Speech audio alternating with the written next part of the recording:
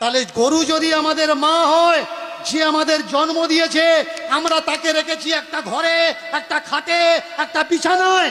আর গরু যদি আমাদের মা হয়, গরুকে গলায় দড়ি দিয়ে আমরা বেঁধে রেখেছি গোয়াল ঘরে।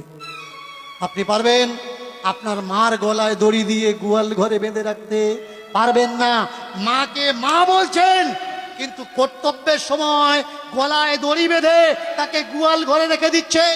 বলুন, গরুকে কারা অপমান করছে? মুসলমানরা নাকি হিন্দুরা?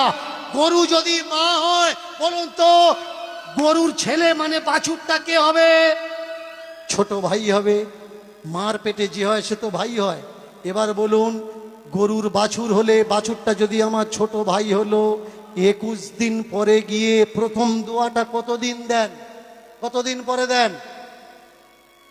21 দিন না? তাহলে আপনার মা যদি আপনার ছোট ভাইকে জন্ম দিত, 21 দিন পরে আপনার ছোট ভাইয়ের গলায় দড়ি দিয়ে পাশে বেঁধে রেখে আপনার মায়ের জননীর গর্ভধারিণীর দুধ দুয়ে বিক্রি করতে পারতেন? আমাকে বলবেন না যে আমি হিন্দু ধর্মের অপমান করছি। আমি প্রশ্ন করছি, আমি জানি না, আমি অবোধ শিশু। আপনাদের কাছে জানতে চাচ্ছি কোনটা করা উচিত আর কোনটা করা উচিত নয়। বলুন তো, গরু যদি আমাদের মা হবে, অনেকে বলে গরু দুধ দেয়, গরু দুধ দেয়।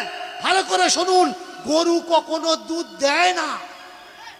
বাছুরকে বেঁধে, গরুকে বেঁধে আমরা দুধ বের করে নিই। গরু আমাদের দুধ দেয় না, অচেরায় পড়ে দুধ বের করতে বাধ্য করাই। আর যদি দুধ না দেয়, লাথি মারে আমরা কি করি? সামনের পা বাঁধি, পিছনের পা বাঁধি।